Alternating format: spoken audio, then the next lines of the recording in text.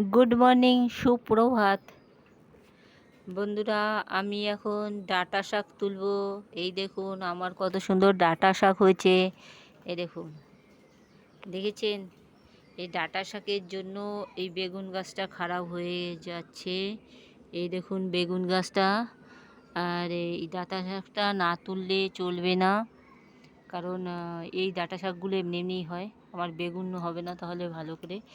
এই দেখুন ডাঁটা শাকটা কত বড়, অনেক বড়। আর টবে, একটা টবে দুটো মানে হবে না। এই দেখুন কেমন ব্যাকা হয়ে গেছে বেগুন গাছটা, আর কেমন একটা হয়ে গেছে। আর দেখুন আমার ডাঁটা শাকটা কত বড়।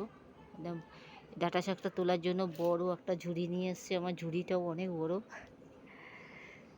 এই দেখুন বেগুন গাছটা কেমন একটা হয়ে গেছে এই ডাঁটা শাকের জন্য। এবার বেগুন গাছটা ভালো হবে। দেখুন পুঁই শাক আমি তুলবো না, এবার যাচ্ছি। এই দেখুন আমার ছোট বেগুনও হয়েছে। কোথায় গেছে বেগুন? এই দেখুন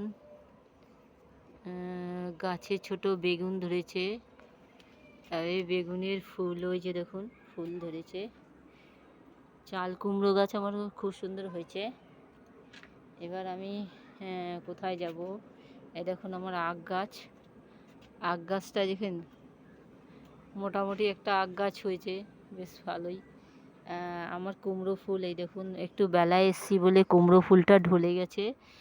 এই দেখুন এইখানেও, এইটাও হবে, এটা কাল ফুটবে। এটা আমি তুলে ফেলি। এই দেখুন কুমড়ো ফুল হয়েছে, কি সুন্দর।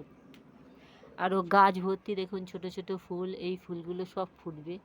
ছাদে দেখেছেন? এই যা ছাদে কি সুন্দর কুমড়ো ফুল হয়েছে।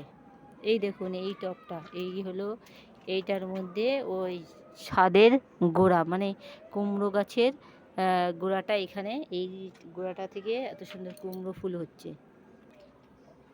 অ্যালোমন্ডা